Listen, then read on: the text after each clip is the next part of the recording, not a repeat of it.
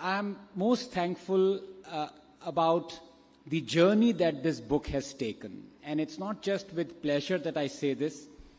I say this with, I have to admit, a bit of, how can I say it? If one is happy at being astonished, that is the expression that I have. Because I'll tell you what has happened. As Praveen ji said, now I think upwards of 120,000 copies of Hindus in Hindu Rashtras have been sold. But it's not just the number of copies, including the various translations that have been sold. It is also the fact that how I wrote it and why I wrote it. I wrote it because I wanted to open the eyes of the people who hate Hindus and Hinduism.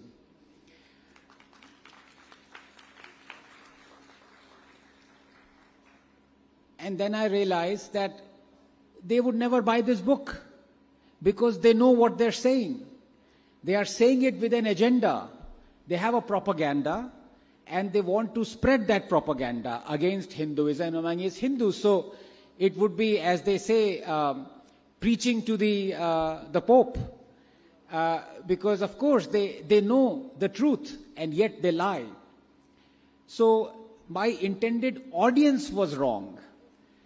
And then I realized as the sales went up and they skyrocketed, and Praveen told me about from various parts of India the news coming in, I realized that the real audience were you and me. Because our eyes were closed. And you identified with this book because even I didn't know half of the things that I wrote in there couple of years previous to when I wrote it. We were all swimming in this ocean, grand ocean of ignorance, and I dare say we still are.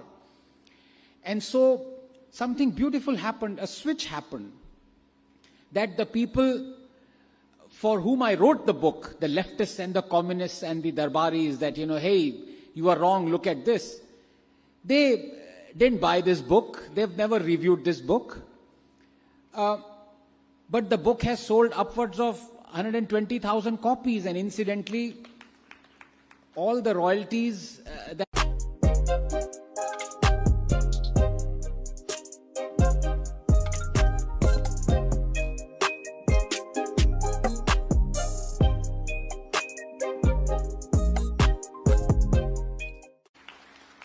And the beauty of Hindus and Hindu organization is that a third of those, when once accidentally I publicized that this bunch of quanta of royalty goes to that organization, they ask me to remove their name. They say we work in the background.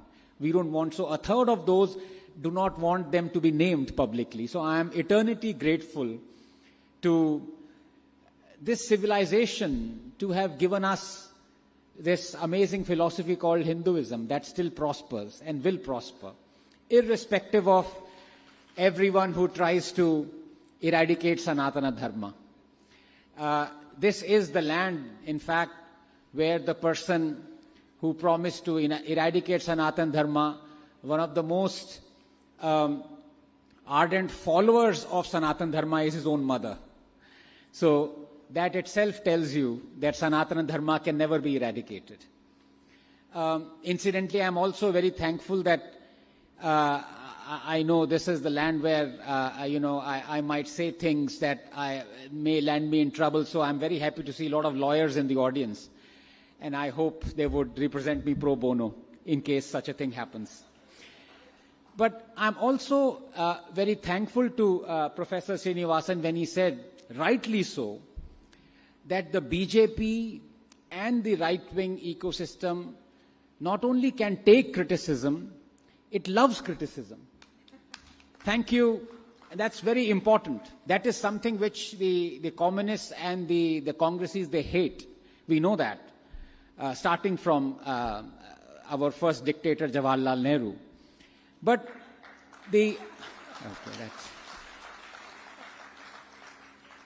it took a couple of seconds to register that, but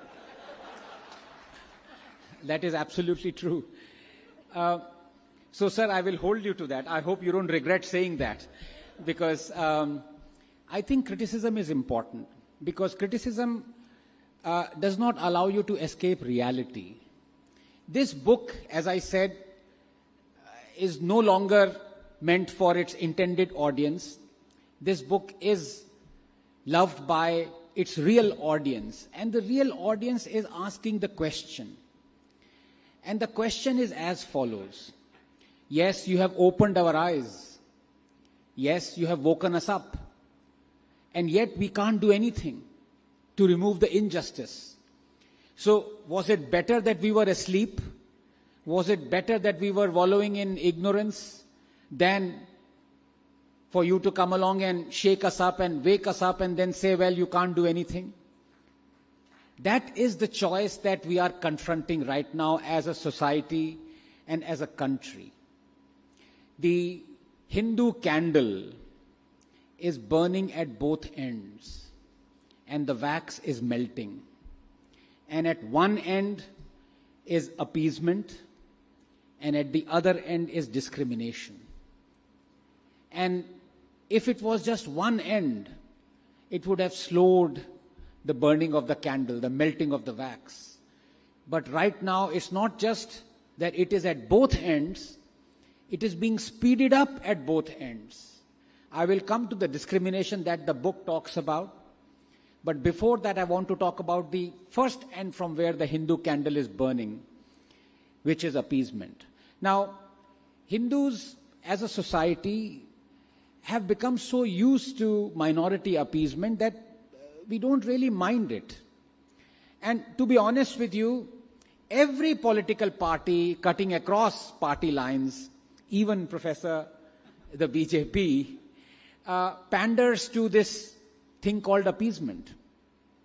And Hindus didn't mind it because, yes, it does affect you. You feel a bit bad that why is just one particular community being appeased. But people realize this is the cycle of elections and this is what politicians do. And if a little bit of money preferentially or subsidies are going to one segment of the society, it's all right. But what the society didn't realize, that appeasement is like cancer. And when it spreads through various stages. And each progressive stage gets murkier and darker and more dangerous. So while the first stage of appeasement was fine, it was welfare, and people didn't really mind it, that preferentially there was welfare that was going towards the minorities. It very quickly went to the next stage, the stage 2, which was wokefare. And now it is at stage 3, which is warfare. And that is when the Hindu candle is burning, and the speed at which it is burning is alarming. Now, I don't need to talk about the welfarism that happened through the face of appeasement. We all know that. You know the preferential, in fact, a sitting prime minister even said that Muslims have the first claim or first right to resources. It was almost enshrined, if not in our constitution, then in the manner of thinking, the way the government thought. I don't need to talk about the various preferential schemes. You had the Hajj subsidies, you had the monthly salaries to imams and priests, you had the interest-free loans on Waqf land, you had so many other things, iftar parties, that the state was giving money preferentially in the name of appeasement. Free pilgrimages.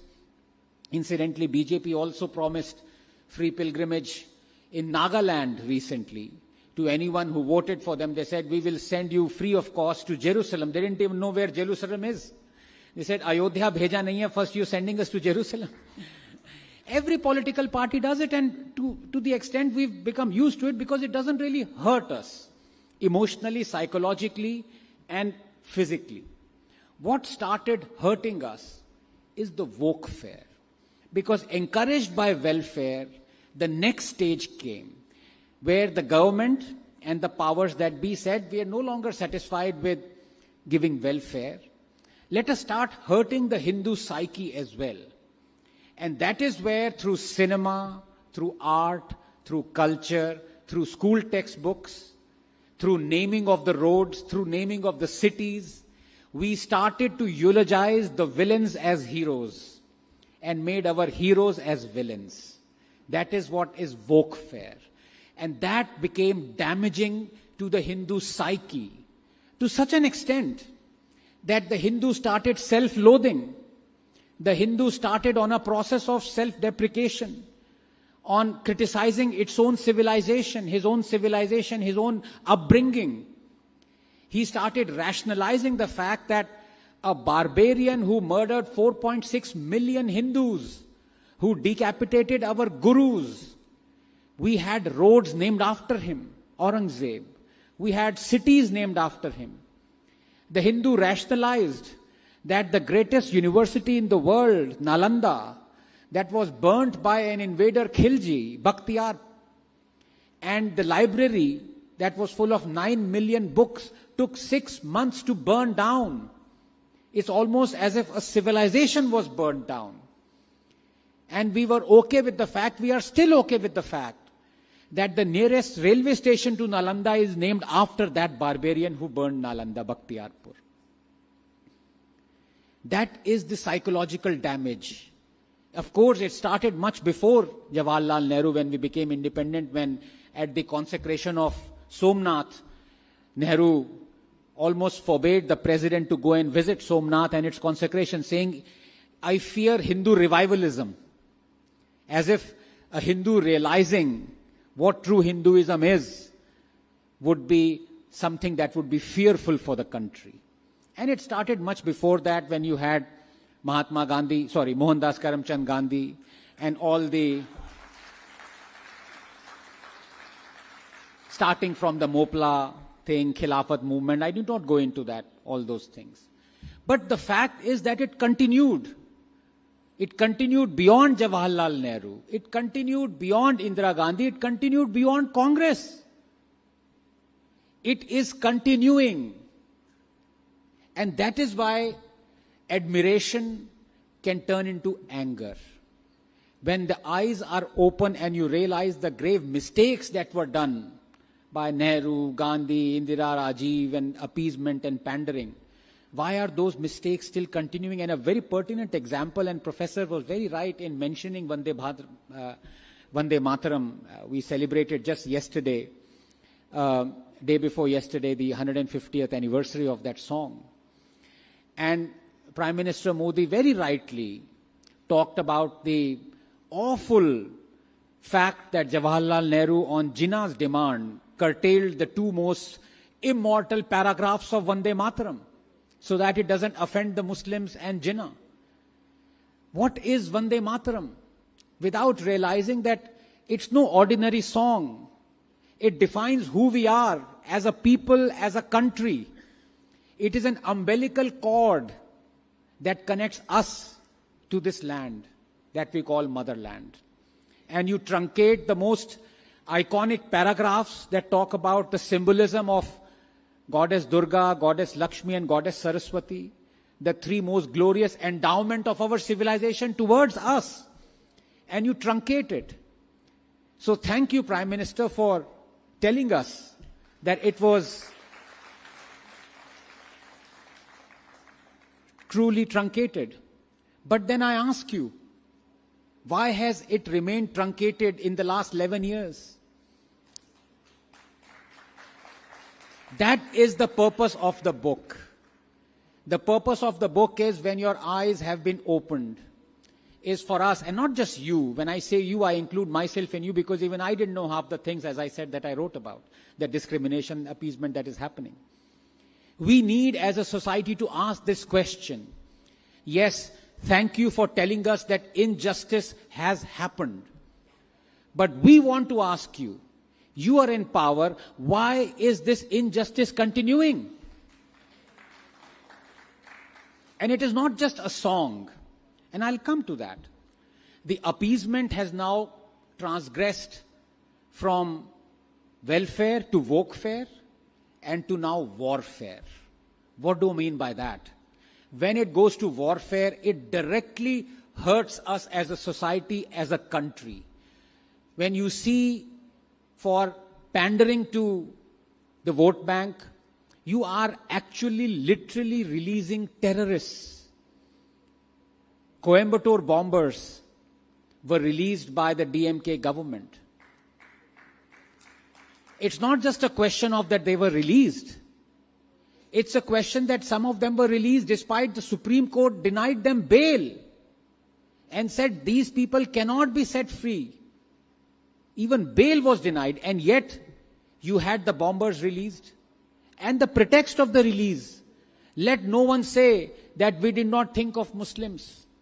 This was the pretext. You've seen in Karnataka, during Hubli riots, when some AIMIM corporators and many Muslims were arrested and booked, the Congress government of Karnataka has removed those charges. This is what is happening. And all through the length and breadth of the country, you have SDPI, you had PFI, you had so many other cases. It is now directly linked to warfare. Warfare is when there is no discrimination, or the line that separates appeasement from discrimination is blurred. When you actually start promulgating anti-Hindu laws, anti-Hindu acts, that is when you transgress that boundary. And that has happened. Now let me come to the other side of the Hindu candle that is burning, which is discrimination, which is what the book talks about. And I don't need to go into the detail about those and charting them out, but Praveen asked me, are you thinking of writing? I think the time has come for us to write the next edition of Hindus in Hindu Rashtra. And I said, what would I write? 10th class citizens? 11th class citizens? We should have become at least from 8th class citizens to 6th class or 5th class citizens, if not 2nd class citizens. The river is flowing in the opposite direction. We might be citizenless. Maybe the next edition of Hindus in Hindu Rashtra would be there are no Hindus in Hindu Rashtra. Right? As many people say, there would be no Hindus in Bangladesh in 30 years. This is a scientifically projected assessment. So the fact of the matter is, leave alone appeasement.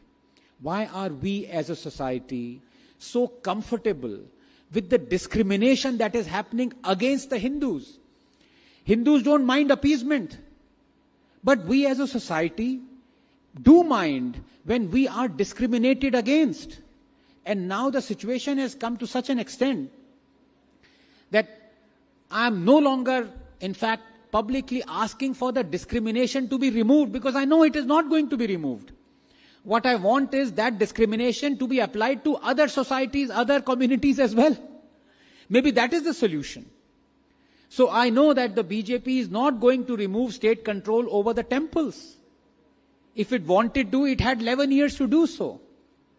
That was one of the planks in 2013. But now the BJP government controls more Hindu temples than even Congress did. Why? That is the question. But more importantly, now that I know that state control over Hindu temples will not be removed, I want state to control mosques and churches.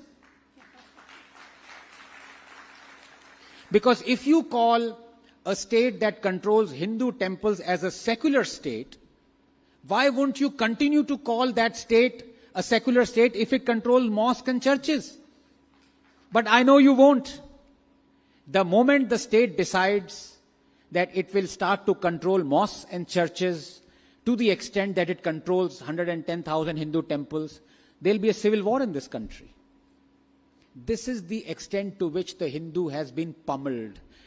It's not just about giving us preferential treatment. It is that you are giving us discrimination. When I talk about the other part of not just that in Germany, do you find a German refugee? Is there a British refugee in exile in Britain? Then why are there 700,000 Hindu Kashmiri exiles in Hindustan?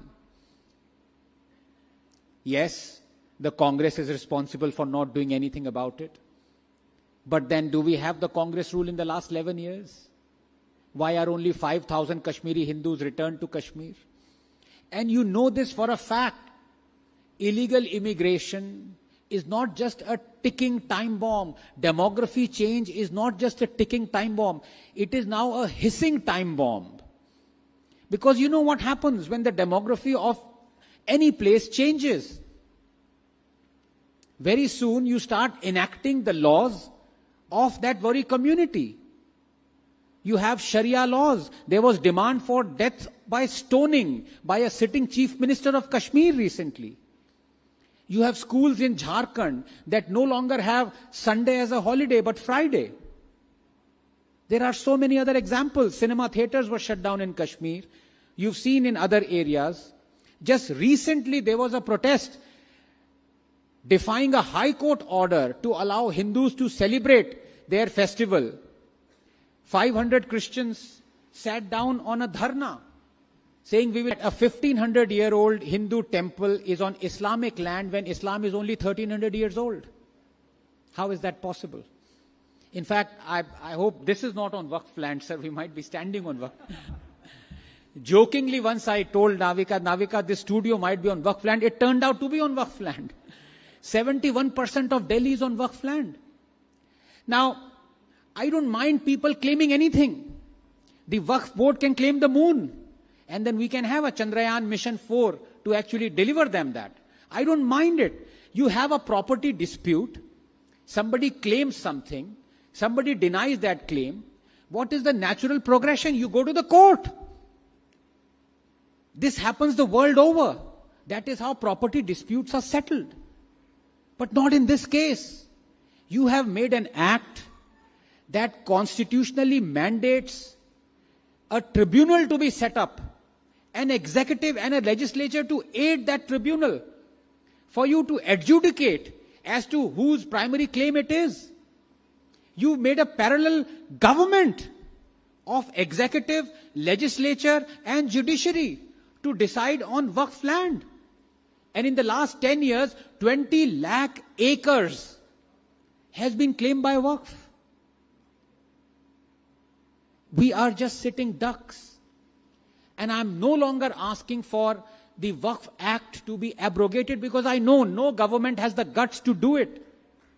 Even the BJP government does not have the guts to realize the discrimination. It brought in an amendment. Yes, perfect is the enemy of the good.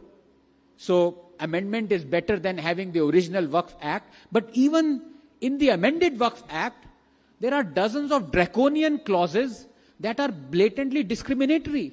For example, the clause where it says the state governments have to pay the Waqf board the cost for assessing a land. This violates constitutional articles and principles of a so-called secular state. We are paying tens of thousands of crores for someone to determine that a 1500-year-old temple lies on 1300-year-old Islamic land. This is what it has come to. But now, I'm not asking for the Waqf Act to be abrogated, because I know it would never be. I'm asking at least, if you can't remove the discrimination against Hindus, then apply the same discrimination to Muslims as well. Have a Sanatan Act. And through that Sanatan Act, where each and every clause would be the same as the Waqf Act, any Hindu can claim any land to be Sanatan land. So the Jama Masjid can be claimed to be on Sanatan land. Well, every mosque is technically on Sanatan land. And then what would the Muslims do? The Shahi Imam would be outraged. Yes, reasonably. And he would say, I'm going to the court, but say, no. You can't go to the court. Come to the Sanatan tribunal first. We will make you eat the same medicine that you have been dishing out to us for 50 years. Within 24 hours, the same Shahi Imam would say, let us abrogate the Waqf Act. This is what it has come to. I don't need to go into the judgments that are blatantly anti-Hindu, where not once but twice the Supreme Court denied reopening of the cases of atrocities and criminalities against the Kashmiri Hindus that faced a genocide, reasoning that too much time had elapsed, so we cannot reopen those cases. And 6 months after they said this judgment, the Supreme Court ordered an SIT to be set up to look at the cases of criminalities and atrocities against the Sikhs in 1984 genocide. That happened 6 years before the Kashmiri Hindu genocide. I know this happens. It's not a question of that the judiciary promulgates anti-Hindu things. We've seen what the Chief Justice, former Chief Justice, talked about. Go and talk to your Lord Vishnu if you want the head to be reinstated. You see these things. But the question is, this book is asking that yes, laws are anti-Hindus, communities are anti-Hindu, judiciary can be anti-Hindu, legislature can be anti-Hindu. But government that we put in power, are you anti-Hindu? If you're not, why aren't you raising the voice? Did the Prime Minister ever say or comment upon the fact this blatantly anti-Hindu thing that the judiciary did? No, it was complete silence. That is what the quandary is. And I'll end by saying this as best exemplified by a show of hands. And I'll take to heart what my beloved professor said, that we are open to criticism. So I'm going to test him on that. You see, when the British were ruling us pre-1947, they made a lot of blatantly anti-Indian laws. So many of them. One of the most blatant anti-Indian laws was the act, or in fact the law that is called the Sedition Law, whereby you cannot even say anything against the British government or the government of the time. Then the British left. And then the Congress came, and for 50 years, the same anti-Indian law was there, Sedition Law. So I want a show of hands. How many of you feel that in continuing with the anti-Indian British law, the Congress government was also anti-Indian? Please raise your hands. Almost all the hands have gotten up. So you believe that if an anti-Indian law continues, the government of the time doesn't remove it, that government is anti-Indian. Rightly so. Rightly so. I congratulate you on thinking that. But now I ask you, the Congress, in its diabolical nature, promulgated a lot of anti-Hindu acts. Taking over of the temples was one such act. You had the RTE in conjunction with the 93rd Amendment that puts the onus of giving 25% reservations to economically weaker section only on Hindu-run schools, forcing only thousands of Hindu-run schools to shut down and the Muslim and Christian-run schools to prosper, take in Hindu students. The Congress government brought in the Places of Worship Act, an evil act that disbars Hindus to even knocking at the doors of justice, demanding to reclaim their demolished temples. The Congress brought in the evil Waqf Act. The Congress brought in all these anti-Hindu acts. Now, what would you call a government that has not removed those anti-Hindu acts and those anti-Hindu acts are still continuing? A show of hands. Would that government that continues with those anti-Hindu acts would also be anti-Hindu? Right. I think that answers the question. Much more dangerous than those anti-Hindu acts is the fact that those acts are still continuing. And I hope with the Tamil translation and other translations and the book indeed, we reach a stage where, yes, our eyes are opened, but we start demanding or at least tugging the kurta sleeves of our politicians and asking that, yes, our eyes are opened, but why are we still powerless? Thank you so much.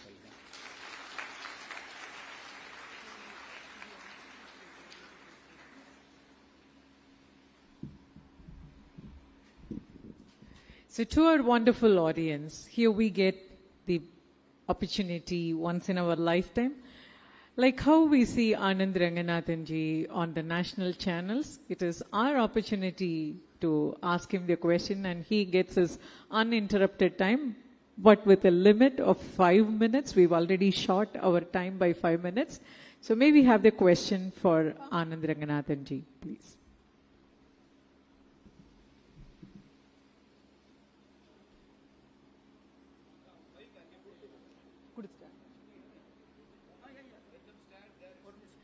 You please stand in your own place and ask the question. Mics are there. They will reach you. Good evening, sir. This is Srihari from Smriti's Pathshala. Sir, my question to you is that in your book, Hindus and Hindu Rashtra, you state that equality before the law is a key feature for a secular nation. The Uniform Civil Code was meant to ensure that one law for everyone has to be stated, but today it creates division. Many see it as an act and a step towards equality, while others fear it would undermine other religious privileges. Do you think bringing in the UCC now would really promote equality, or would it end up widening the gap between the communities? Thank you, sir. Thank you. What is this gap amongst communities that we talk of? Should we allow discrimination in the name of diversity? No. The Uniform Civil Code is the ask of not just today, it was the ask of our forefathers who drew up the Constituent Assembly debates. From there, the Constitution itself. It is there in the Constitution as a directive principle. It should have been implemented on day one. Leave alone it's not been implemented now. But the fact of the matter is, why shouldn't a country have a uniform civil code? It makes a mockery of justice. It is the most dividing thing in the world that when you have all humans being absolutely equal, and I speak as a scientist, where not just humans, even chimpanzees, their genome is 99.4% identical to humans. I would call myself as a proud ape. And then in this day and age, we are having discrimination amongst human communities because we feel let them enjoy their customs and their practices. We should not trouble them. Whatever their customs and practices. If their customs and practices is to marry a 9-year-old, would you allow that? Would science allow that? If the custom is to marry 7 times, should our society allow it? At the altar of diversity, making peace, we are subjecting this country to pieces. But I'll tell you why even this government has blundered. Because this government has implemented UCC in Uttarakhand. UCC means, it's an acronym, Uniform Civil Code. By definition, it means a civil code that would be applied uniformly to everyone. But then why in that UCC in Uttarakhand, the scheduled tribes are exempt? And now the Muslims will use this as a defense. When the case goes or is heard in the Supreme Court, they will say, well, you can, in the name of UCC, implement it and yet exempt a community. Why shouldn't our community be exempted? So this is the fear of the state and the government, that they know what is the right thing to do. The right thing is to implement the UCC, but they don't have the guts to do it. Thank you.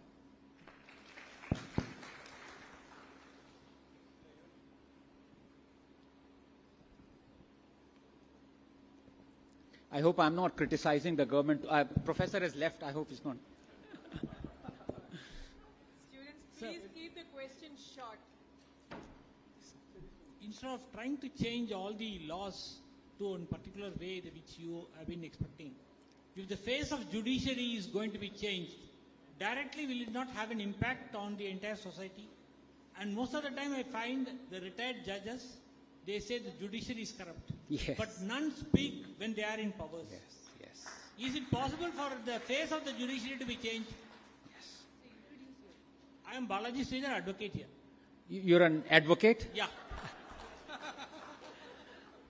Are you a retired advocate or are you? I am in the helm of my practice. Okay. Thank you very much. No, what you said is absolutely true. And may I say, at the risk of offending some wonderful people who might be retired IAS officers or retired judges, why do they find their vocal cords only after they've retired? You know, this country would be run so much better if they found their voice while they were serving. But I suppose the machinations are such that they are also under the foot of our political establishment, especially the IAS and the civil servants. Because the moment you say something that offends a politician, you are immediately transferred.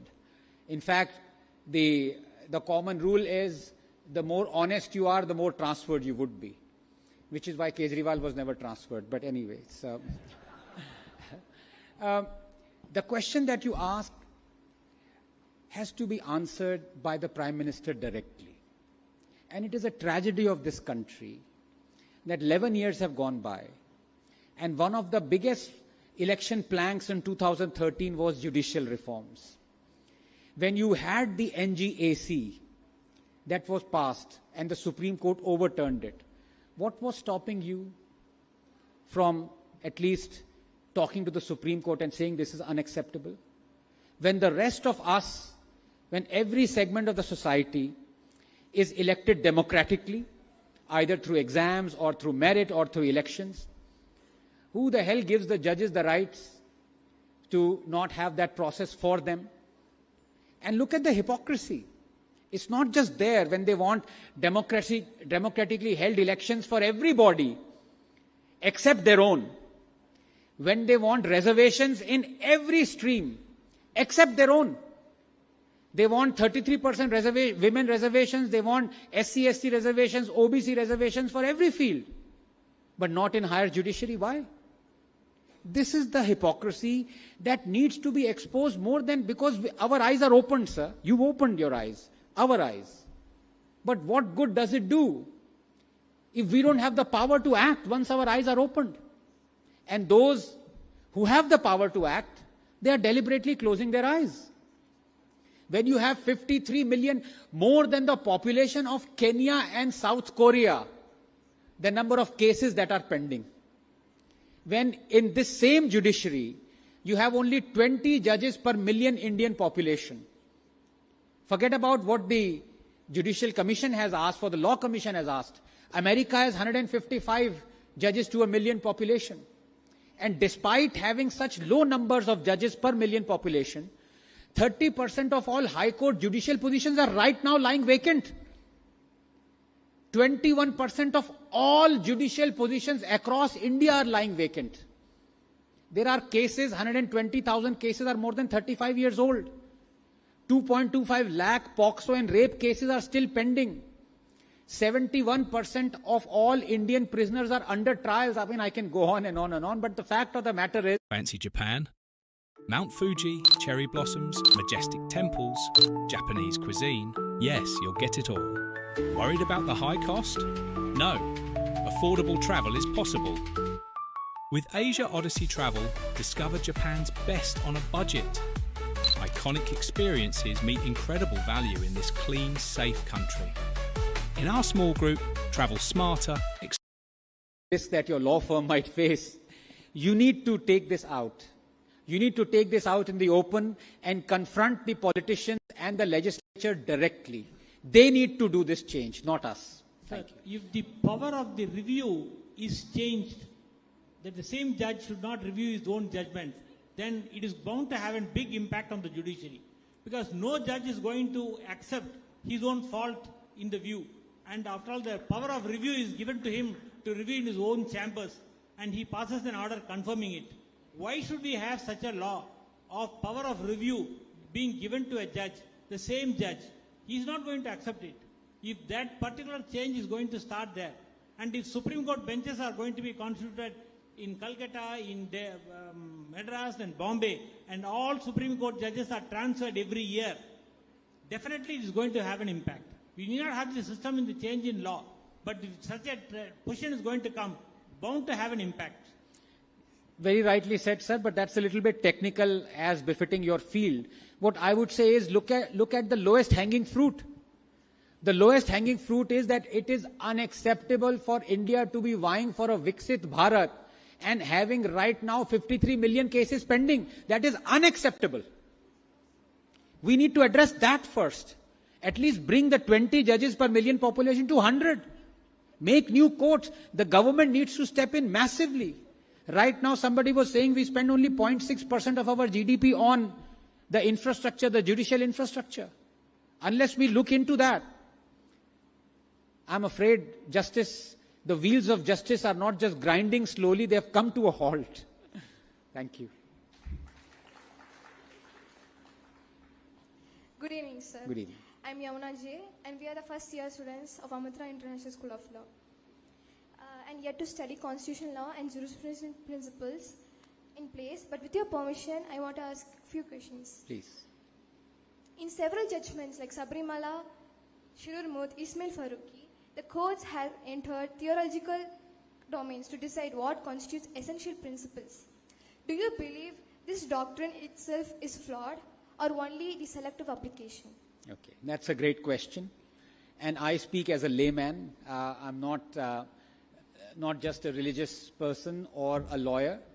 But whenever in quandary, I think the safest bet is to think of issues scientifically, not just with the scientific rationale, but to see whether there is some scientific rationale that has endowed us with this ability to think about this question. Let me give you two cases in point. The abortion limit. Now, that can be decided by society, but it should not be. When it comes to the health of a person, you have to look and go back to what the science tells you. And I'm proud that in our country, you have science dictating the abortion limit. It is 24 weeks now or whatever. It may change from time to time. But at least you have scientific principles that are telling you that have taken into concern the health of a person where the judgment affects that person. Again, another case's point is right now, in fact, this debate going on to lower the age of consent for sex from 18 to 16. And you have lawyers like Indira Jaising and others, they're not bringing any scientific rationale at all. Their rationale is that in a changed society, now the time at which children reach puberty has decreased. By that logic, if two children who have attained puberty at 9, should we accept them to have sex at 9? This is no argument. You have to go back to what the science tells you, mentally and physically, the well-being of a person, and then come to these decisions. Likewise, when you talk about anything that is interfering or infringing on the religious aspect of a society, you make a judgment of that. I would say, yes, you need to. Supposing there is intense cruelty that a religion says is the norm of the day, should we sit quiet? If tomorrow, and this is, for example, Sharia law, you can have decapitation of your limbs as punishment. Should we say that, look, this is prescribed in a religion and our law should have nothing to do with it? No, I think that's wrong. I think basic human rights, basic human biology, basic well-being, mental state, physical state, has to be dictated by scientific principles, and we need to move ahead. Now let me come to Sabrimala, and I think this is one of the, I would say, not just tragedies, perhaps a strong word, but the fact that we accepted it without even any discussion. You had the Shah Bano judgment, right, which was an amazing judgment in not just that it advocated for a UCC to be implemented as soon as possible, but it gave the logical human rights back to the victim Shah Bano. And then you had the Congress, in pandering to appeasement, that the Muslims protested against it, it overturned the Supreme Court judgment. In Sabrimala, was it discrimination or was it perceived discrimination? You have many Ayappa temples where this law does not hold of restriction. This holds here because the deity is celibate and he wants only that prescribed window. And there are many temples where men are allowed entry, women are not. There are equally many temples where men are not allowed entry. So was this discrimination? When in a religion you have temples where women are not allowed and you also have temples where men are not allowed. This was not discrimination. And yet the Supreme Court adjudicated, and yet the pro-Hindu government, Hindutva government, did not overturn this judgment at all. But having said that, in the matters of where you say religion comes in, I am not an advocate for the law taking a back seat or judges taking a back seat, because there could be many draconian, barbarian laws that belong to a particular religion that must not be thrust upon the entire society. Thank you.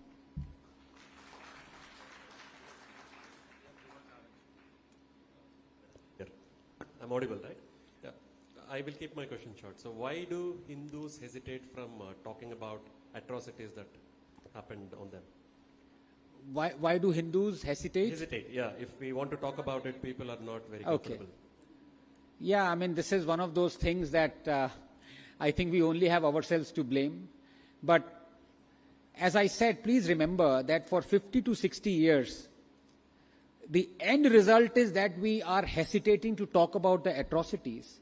But that has only come about because for 50 years we've been brainwashed into believing that those atrocities either never happened or that some other community was the victim, that we perpetrated atrocities. So our mind, our psyche, as I said, somehow self-loathing and brainwashing were seeped in. I'll give you a couple of examples.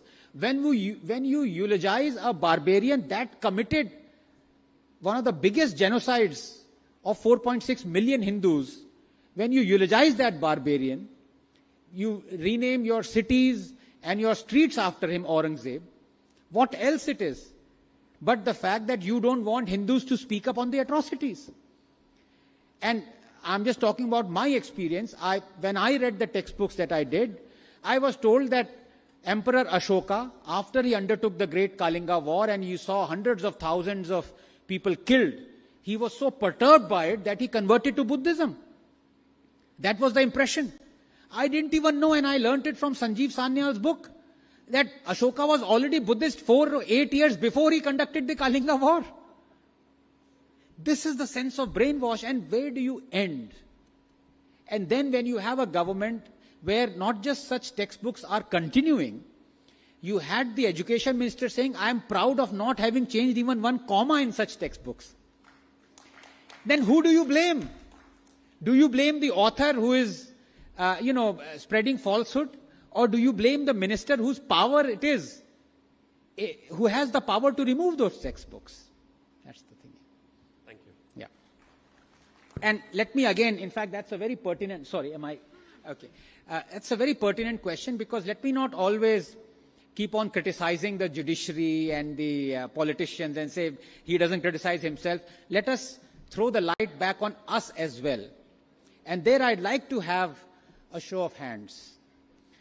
How many of you remember or, can recall or know what the Azad Maidan riots were? You remember 2011, you had the Rohingya question.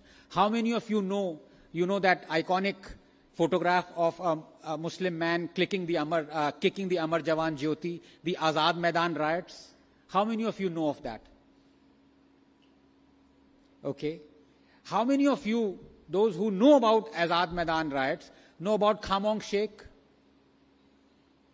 No one. So this is our fault. And we can't say that this was written in 1950s and 1960s. Khamong Sheikh was a place in Myanmar where the same Rohingyas for which riots happened to rehabilitate them, and 40,000 are in India right now. Khamong Sheikh is the place where the same Rohingyas perpetrated large-scale Hindu murder. They buried Hindu families alive. They killed them, butchered them. Many of those Rohingyas who did that might be in India right now. But we don't know of Khamong Sheikh. We know only of Azad Maidan riots. Now, who to blame? That's the question. The blame lies with us as well. Thank you. Thank you.